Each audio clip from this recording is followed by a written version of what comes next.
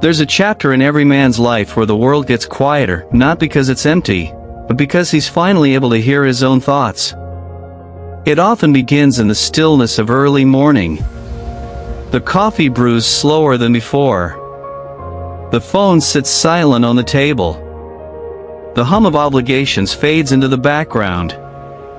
And in this quiet, a question surfaces, not from the mind, but from somewhere deeper. Do I still need a woman in my life? It's not an easy question to ask. It doesn't come with fireworks or urgency. It just appears. Whispered between sips of coffee, lingered in the air during a lonely sunset.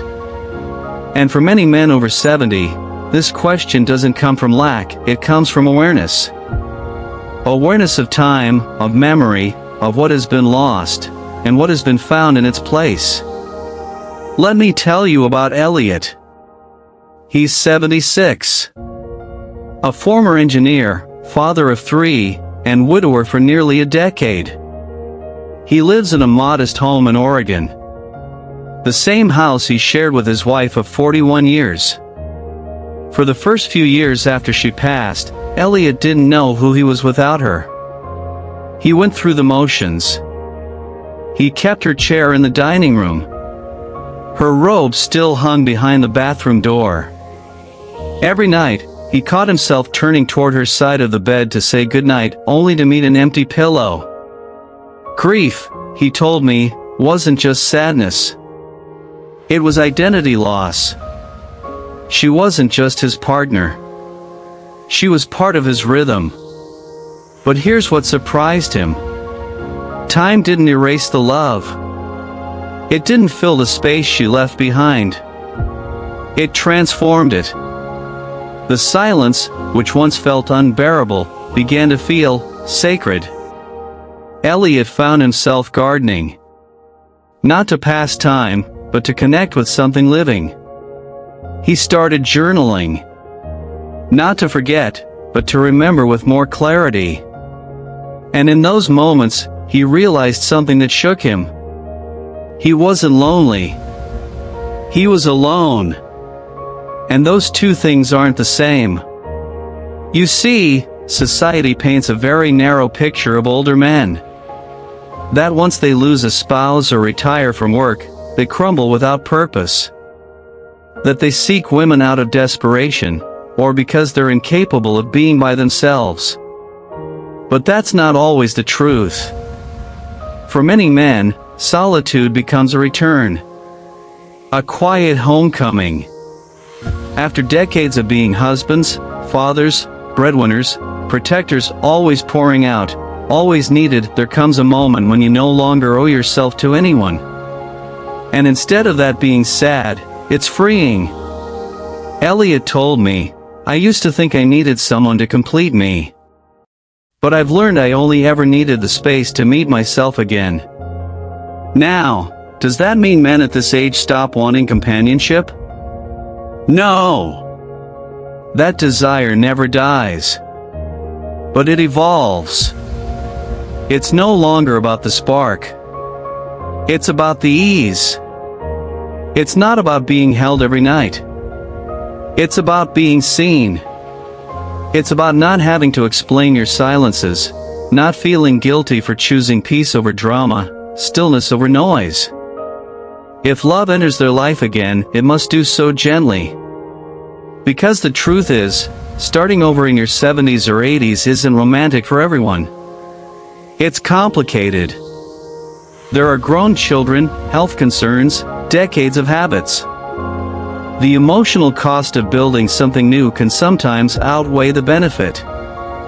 That doesn't make someone bitter. It makes them wise. And wisdom, at this age, becomes a man's greatest compass. Some days, Elliot still misses his wife. Especially during the holidays or when his grandkids come over and he thinks about how much she would have loved to see them grow. But that ache doesn't consume him anymore. It visits and it passes, like a familiar wave. He doesn't fill the silence with meaningless noise. He embraces it. And that's something younger people rarely understand. They think alone means broken. That absence equals lack. But Elliot is more whole now than he ever was. Why?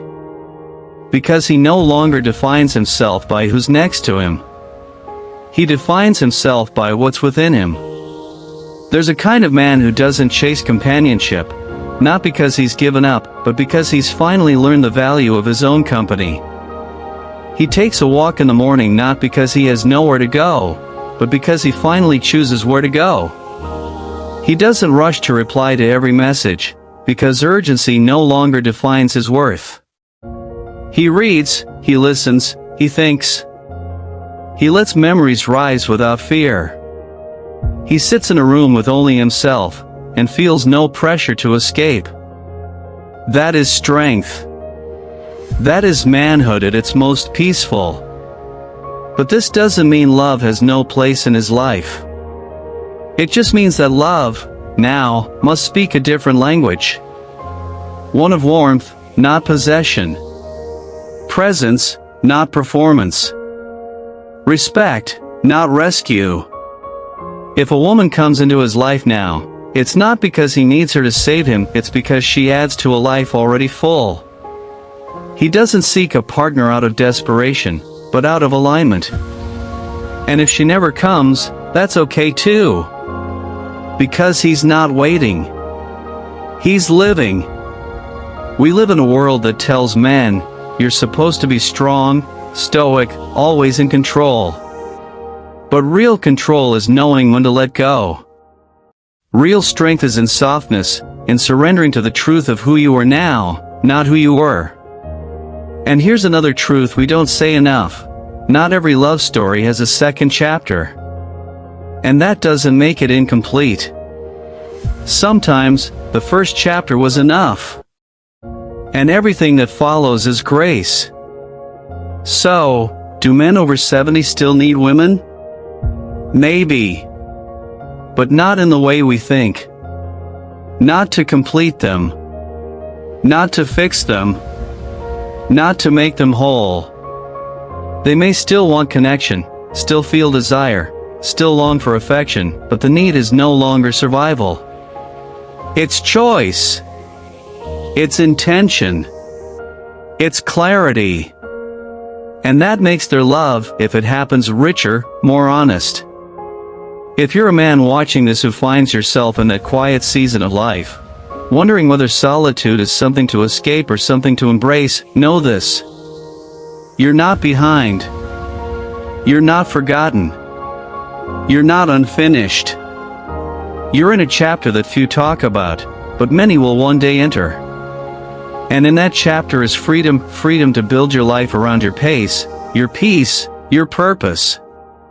Let the world believe what it wants. Let others chase what doesn't fit you anymore. You've earned the right to choose you. And if that means sharing your life again one day with someone who honors your quiet, your growth, your stillness, beautiful. But if not, if your joy now lives in morning walks, books that move you, laughter with old friends, the warmth of your grandchildren's hugs, then you haven't missed out. You've arrived. So sit with your memories. Walk in your truth. Speak to yourself kindly.